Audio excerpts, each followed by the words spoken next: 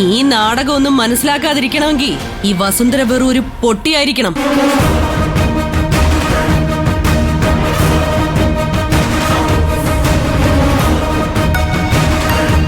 ഏട്ടത്തി ഒന്ന് കുറിച്ചു വെച്ചോ. ഇനി ആര് വിചാരിച്ചാലും എന്നെ തടയാന്ന് കരുതണ്ട.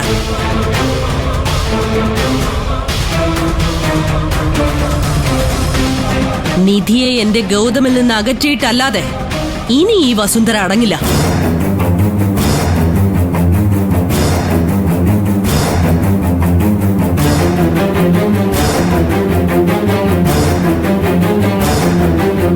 ആദ്യം ഒന്ന് പാളിപ്പോയെങ്കിലും ഇപ്പൊ കാര്യങ്ങളൊക്കെ ഞാൻ വിചാരിച്ച കരയ്ക്ക് തന്നെ അടുക്കുന്നുണ്ട്.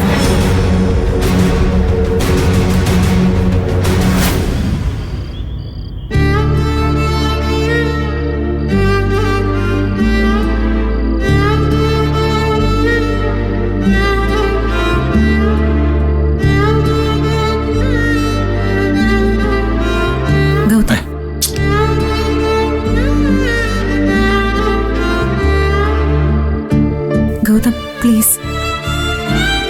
വസുന്ധരന്റെ സ്വഭാവം ഗൗതമിന് അറിയാവുന്നതല്ലേ?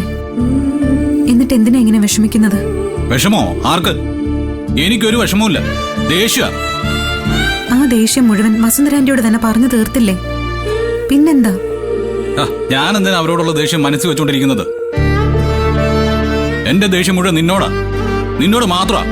ഗൗതം, ഞാൻ പറയുന്നതൊന്ന് കേൾക്ക. നിന്റെ ഒരു വർത്താനം എനിക്ക് കേൾക്കണ്ട.